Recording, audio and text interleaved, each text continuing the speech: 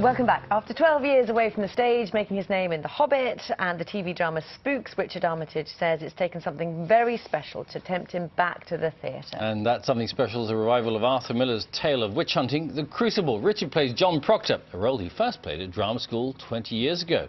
Here he is. A fire! A fire is burning! I danced for the devil. I saw him. I wrote in his book. I go back to Jesus. I kiss his hand. I saw Sarah Good with the devil. I saw Goody Osborne with the devil. What keeps you so late? It's almost dark.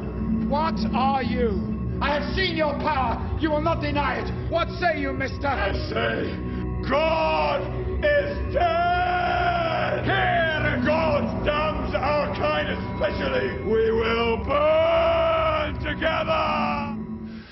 It's very dramatic. Well, I went to see it the other night, and I was just saying, Richard, I think, as did most of the audience, wrung out emotionally by the end of the first, because it is an incredibly tense production. Yeah, I mean, it's a 4-act opera, really. I mean that in a sort of metaphorical sense. It's the first act is an overture, and then there are three acts, climaxing in Act 4 when Proctor is in his own crucible and evolves into Miller's vision of every man, I think. So why was it this play that brought you back to the stage? I mean, it's clearly very dramatic. It was this play, it was this director, it was this particular time in my life, it was this theatre in the configuration that it is in the round. I think it's so special what they've done at the Old Vic, and I studied the play at drama school. I only got to play the final acts, so those lines were very familiar to me when I came back to it 20 years later. 20 years, my goodness. You can pretend it's 12. But yeah, there's certain lines just resonate with you, and there are still lines in the play that I find really difficult to speak, and you know that you're dealing with great writing when the words have that much of an effect on you. I mean, it was Miller's, not parable, but sort of analogy of the un-American, I'm trying to remember the un-American activities committee or whatever it was in Congress, McCarthyism indeed, yeah. And the blacklist and that sort of political witch hunt going on. Does it have a relevance for us today? I think, it depends which culture this play is played for, and to a British audience it's difficult because I think as a nation we are traditionally oppressors and suppressors. We haven't been conquered or invaded, so in general, we look at it from a perspective rather than being in the middle of it. Yael Faber's production, she's a South African, so she has a different kind of approach to this. There's lots of resonances with Eastern Europe, and we looked at the Holocaust, we looked at all sorts of influences. I do think that there is a theatre of fear which is played out in every civilized culture, and I think that's what Miller's tapping into.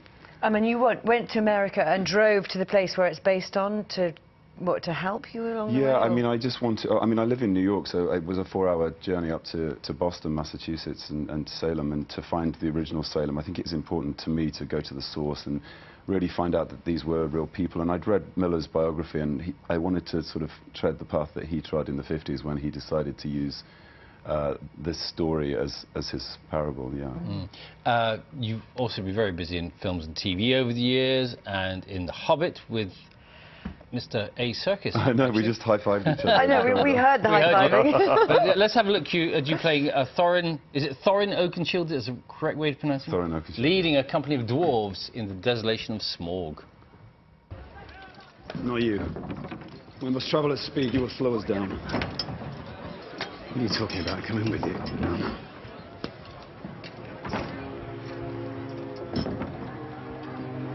I'm going to be there when that door is opened.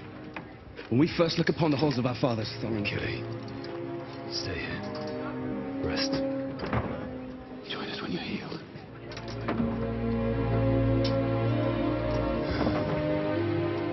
I'll stay with the lad. My duty lies with the wounded. Uncle. Desolation of Smog there, and a 6'2" dwarf. A bit of sort of contradicting terms, really, isn't it? I know. I said, well, the first time I met Peter Jackson, I did question him as to why he'd cast me, but yeah, I think he wanted guys that could fight and look like warriors and not really look like little people. I don't know. Oh, so the exciting thing is, what, the next film comes out at the end of this year, does it? Yes, we're the third and final instalment comes out at Christmas, and it's the final instalment of 6 movies. It's the end of an era for Peter, really. It's, you know, 13 years of work. And Andy was telling us how he's been assistant director. Yes. Did he assistantly direct you? He did. I mean, we would never have met if he hadn't been the second unit director, because my character didn't work with Gollum, but we spent a long time, and you know, he's a great director. Actually, he's really fun to work with. And you've done another film, but you're busy, aren't you? Right. Another film called Into the Storm. What's that one about? Yes, that's a good old-fashioned tornado movie, which we shot in Detroit shortly after I finished The Hobbit. So I think that's out on the 22nd of August, my birthday. Yeah. Do you play an American? I do, yes. I play a school teacher from Oklahoma whose children get kind of caught up in the storm. If I was an American actor, I might be slightly upset at the sight of all these British actors going over and nicking their part. Do you? Yeah. You feel guilty kind of taking the role away from why? I mean, obviously, clearly, hugely talented, etc., so an automatic choice for any role that you went up for. But is there something about British actors at the moment that makes them the choice of American producers and directors? Oh gosh, that's a good question. Do you know what? I think there probably always has been, but I do feel like the industry here isn't really driven by finance so much. So I don't know. We have access to a lot more media. We do a lot more theatre, perhaps. Television and film. There's less of it, so we're more eager to work, and probably for less money. Well, that could be part of it. And tell us about the American accent. How concerning is that? I mean, you know, you live in America anyway, but taking it on, is that concerning for you? Yeah, I mean, it's something that that I always practice, and I don't like doing a general American accent, so trying to be specific as to which region of America you're speaking from is quite important. So, yeah. The fun thing about The Crucible, of course, is that there are no American accents because they're all northern sounding. Yeah, I mean, and a colonial sort of 1600s accent, which it came out like a slightly Elizabethan sounding Lancashire, Lincolnshire. Yeah, brilliant.